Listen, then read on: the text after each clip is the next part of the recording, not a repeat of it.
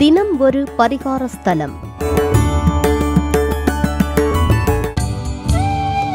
வெளிநாடு செல்லும் யோகம் அருளும் ஸ்தலம்.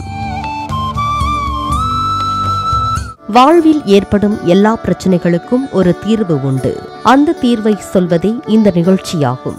பலரும் பல காலமாக பலன் பெற்ற அரிய பரிகாரங்களையும் அது சார்ந்த ஆலயங்களையும் தினம் ஒரு பரிகார ஸ்தலம் நிகழ்ச்சியில் தினமும் கண்டு வருகிறோம். அதில் இன்று வெளிநாடு செல்ல தரிசிக்க வேண்டிய ஸ்தலத்தை பற்றி காண இருக்கின்றோம். இத்தலத்தின் சிறப்புகள்.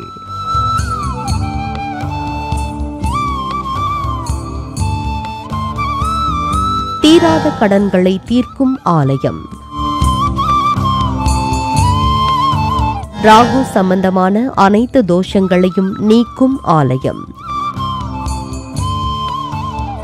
ஆம் நேயர்களே, இன்று நாம் தரிசிக்க இருக்கும் ஆலயம் சென்னை குன்றத்தூரில் குடிக்கொண்டிருக்கும் அருள்மிகு நாகேஸ்வரர் ஆலயம்.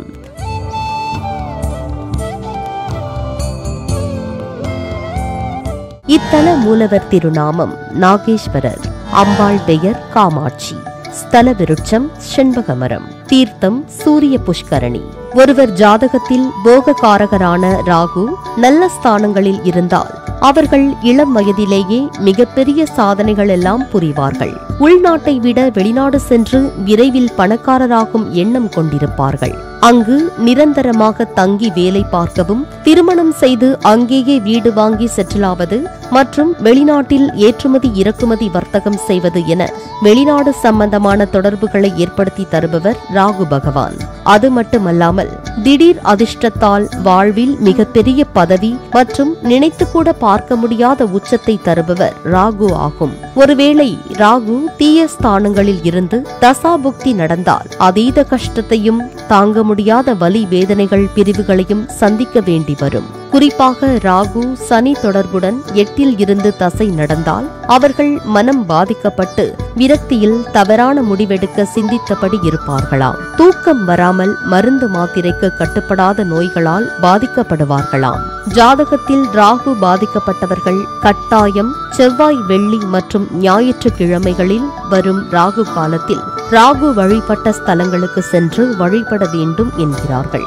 சென்னை குன்றத்தூரில் இருக்கும் நாகேஸ்வரர் ஆலயம் மிகவும் சக்தி வாய்ந்த ஒரு ராகு ஸ்தலமாகும்.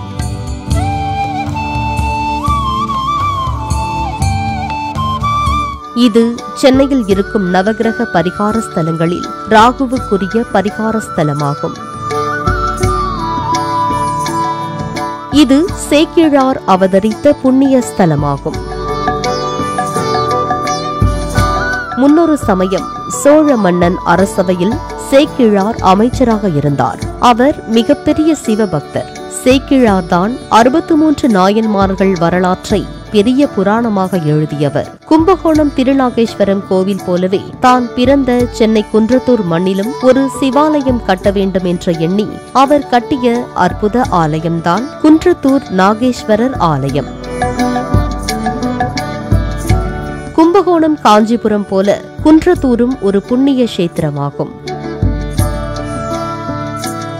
அதனால்தான் குன்றத்தூர் போரூரை சுற்றி சென்னை நவகிரக ஸ்தலங்கள் அனைத்தும் அருகருகே அமைந்துள்ளன. இது தவிர பல முக்கிய ஆலயங்களும் இங்கு உள்ளன. இத்தலத்தில் இருக்கும் நாகேஸ்வரர் ராகுவின் அம்சமாகவே காட்சி தருகிறார். நாகதோஷத்தால் பாதிக்கப்பட்டவர்கள் இத்தலம் வந்து சிவபெருமானுக்கு ராகு காலத்தில் பாலாபிஷேகம் செய்து உளுந்து சாதத்தை நைவேத்தியமாக படைத்து வழிபடுகிறார்கள். மேலும் அதீத கடன் இருப்பவர்கள் உங்கள் ஜென்ம நட்சத்திரத்திற்கு 6வது நட்சத்திரம் வரும் நாளில் சூரிய பகவான் அஸ்தமிக்கும் நேரத்தில் தொடர்ந்து 6 மாதங்கள் இத்தலம் வந்து 6 நெய் தீபமேற்றி வழிபட்டால் கடன் பிரச்சனை தீரும் என்கிறார்கள். அதேபோல வெளிநாடு செல்ல விரும்பி முயற்சி செய்பவர்கள் பௌர்ணமி நாளில் இத்தலத்திற்கு வந்து சிவபெருமானுக்கு வில்வ அர்ச்சனை செய்து வழிபட்டால் நிச்சயம் வெளிநாடு செல்லும் யோகம் கிட்டும் என்கிறார்கள். இது தவிர ஒரே குடும்பத்தில் பலருக்கும் ராகு தசா நடந்து அவர்களுக்கு எண்ணிலடங்கா பிரச்சனைகள் வந்தால் சந்திர கிரகணம் வரும்போது கிரகணத்திற்கு முன்பு இத்தலம் வந்து அம்பாளுக்கு அபிஷேகம் செய்து வழிபட்டால் ராகு சம்பந்தமான அனைத்து தோஷ சாபங்களும் விலகும் என்பது பக்தர்களின் நம்பிக்கை. அடுத்து நாம் காண இருப்பது இன்றைய பரிகாரம். இது ஒரு அரிய பொக்கிஷம், அதனால் குறித்து வைத்துக் கொள்ளுங்கள். இன்றைய பரிகாரத்தில் தீய சக்தி வீட்டுக்குள் நுழையாமல் இருக்க என்ன பரிகாரம் என்று பார்க்கலாம். எலுமிச்சை பழத்திற்கு இயற்கையிலேயே அதீத சக்தி உண்டு. அதனால் பழங்காலத்து அம்மன் ஆலயங்களுக்கு சென்று 2 எலுமிச்சை பழத்தை வாங்கி அதை அம்மன் பாதத்தில் வைத்து அர்ச்சனை செய்த பின் அந்த எலுமிச்சை பழத்தை வீட்டு தலைவாசல் மேல் மஞ்சள் துணியால் சிறிது யாக சாம்பலுடன் சேர்த்து கட்டி வைத்தால் எதிர்மறை எண்ணங்கள் உடைய கெட்ட மனிதர்கள் வீட்டினுள் நுழைய முடியாது என்கிறார்கள். நேயர்களே, மீண்டும் நாளை தினமொரு பரிகார ஸ்தலம் நிகழ்ச்சியில் மற்றொரு கோவிலை தரிசிக்கலாம். நன்றி, வணக்கம். வெளிநாடு செல்லும் யோகம் அருளும் ஸ்தலம்.